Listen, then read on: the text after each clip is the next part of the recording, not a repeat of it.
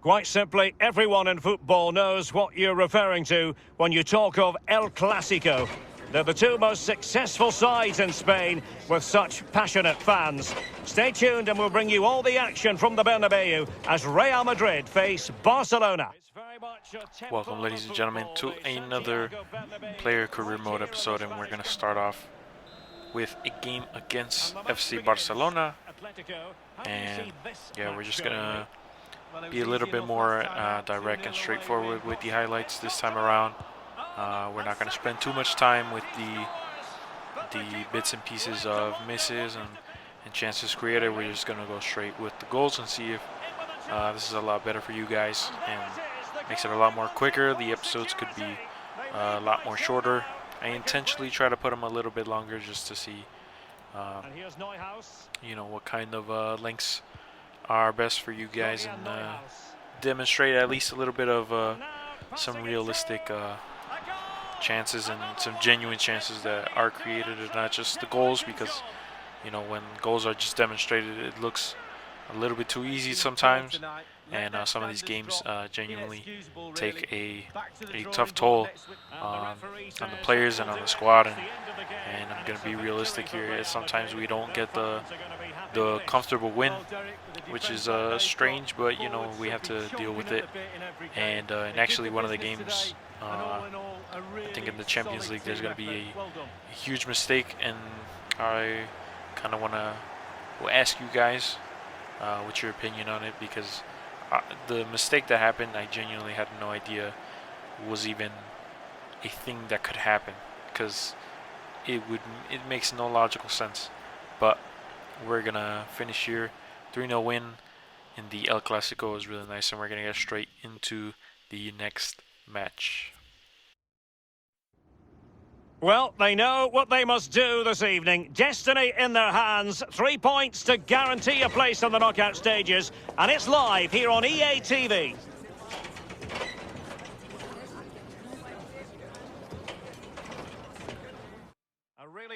So yeah, we have more Champions League stuff, and actually in this episode we'll get to see who wins the Ballon d'Or for this year, which will be exciting because we're gunning for it, and hopefully we've produced a good performance in the second half of last season and the first half of this season, and hopefully that's enough to win the Ballon d'Or. But if not, then I don't know if I want to continue conquest in Europe if being at the absolute pinnacle of it's like, I don't know what else I would have to do to show that I'm worthy of it, but get a nice pass here to make it 3-0. The camera angle gets a little bit weird here.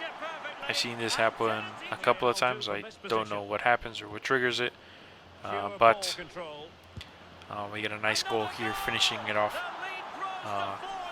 4-0 against Ajax in our home stadium, which is a really nice victory, especially going into finding out who our opponents are for the round of 16, because the round of 16 is going to be probably, hopefully, an easy opponent.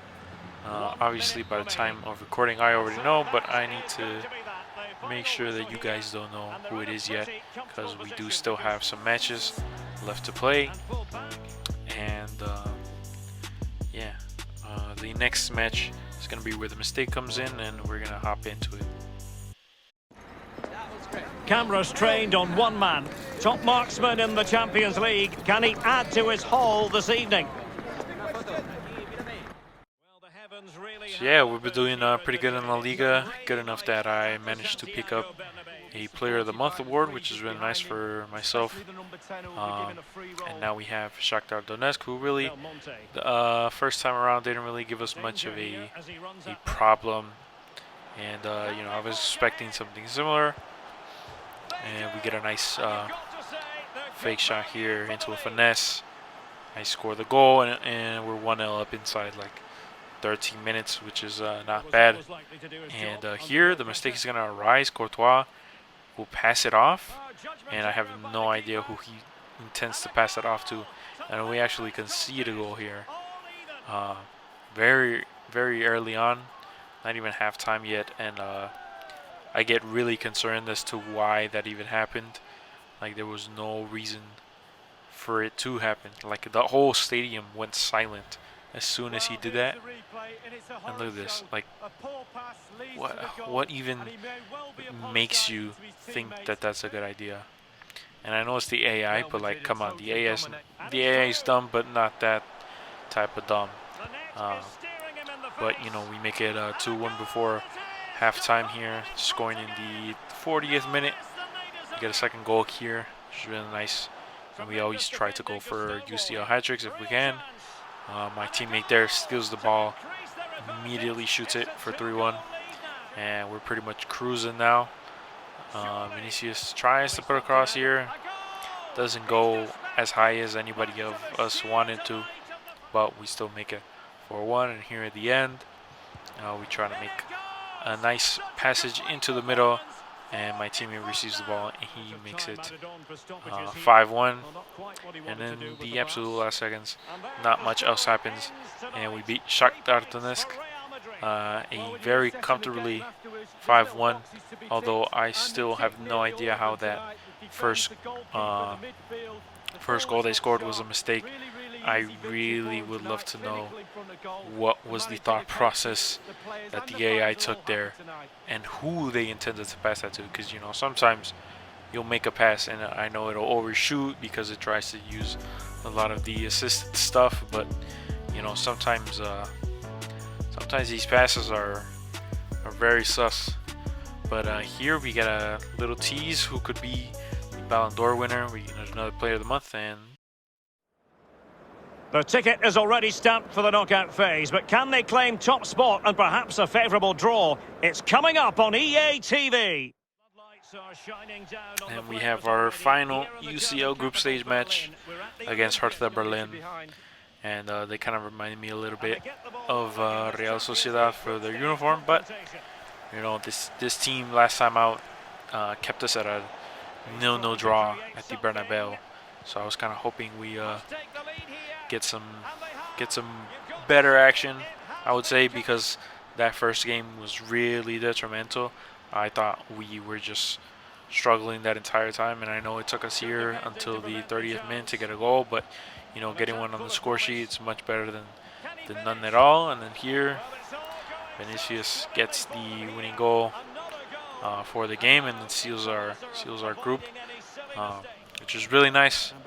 And you know, now we're just waiting, because after this game we get to see who the Ballon d'Or winner is, and you know, all the candidates are pretty good. So I don't think I'll be mad at any one of them. Maybe Mbappe, because you know, PSG, they haven't done anything. And as you can see there, Vinicius Jr. gets the golden ball, the Ballon d'Or. And yeah, that being said, ladies and gentlemen, thank you so much for watching. I'll see you guys in the next one. We didn't win the Ballon d'Or, so we're gonna have to try harder for next season. And this season, hopefully we can get another shot. And I think if I don't win it for next year, then I'll probably just move to a different club, because honestly I have no words. But thank you so much. Peace.